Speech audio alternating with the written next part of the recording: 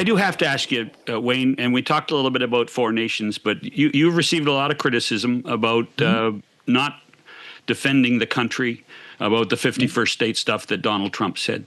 Do you understand the criticism?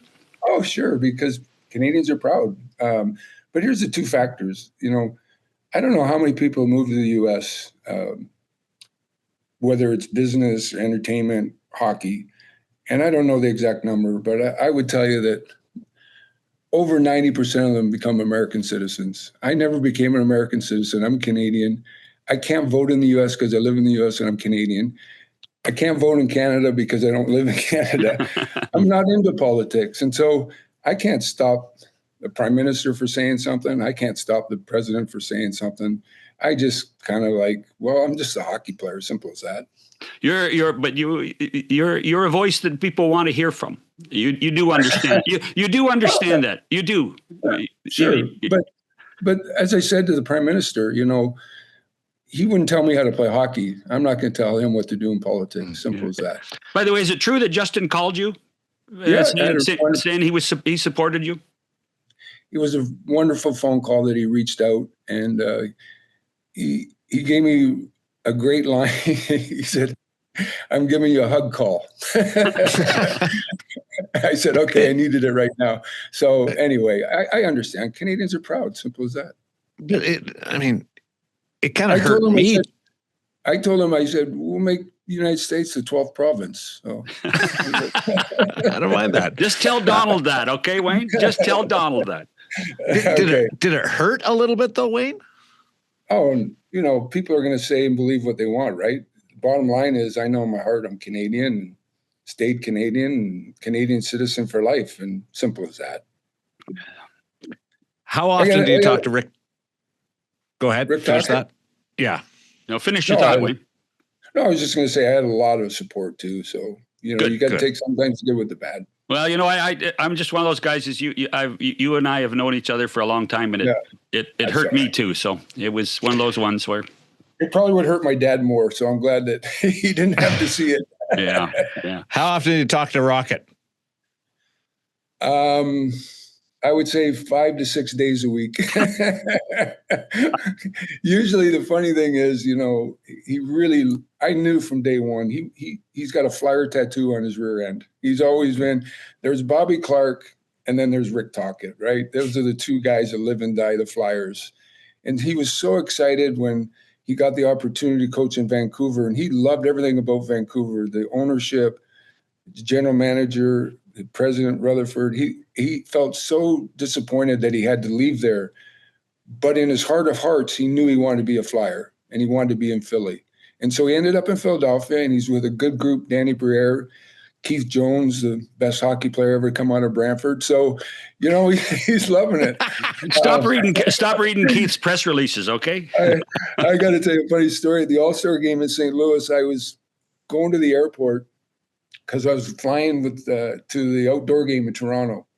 And I said to the driver as we were driving, he goes, "This is my hockey day." He said, "I'm picking up Keith Jones." I go, "Oh my God." So when we get close to the airport, I said, "When Keith Jones gets in the car, say to him, what did you ever do to Wayne Gretzky? Because he said you're the worst person he's ever met in the National Hockey League."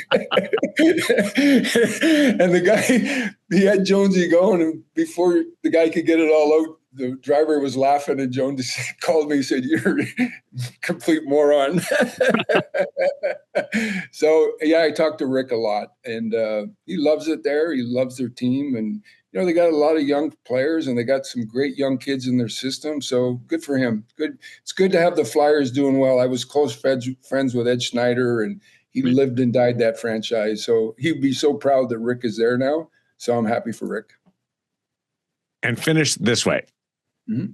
I see Boys on the Bus all the time streaming on NHL Network, and I'll catch snippets of it. Do you ever go back and watch it? And what were those days like? Unfortunately, Mike Boland just passed away, I think a week ago, right? Wow. Mike was a good man. And what was amazing about it had never been done before, right? And we were a flashy group, kind of people thought we were arrogant, but we weren't really. We were just confident.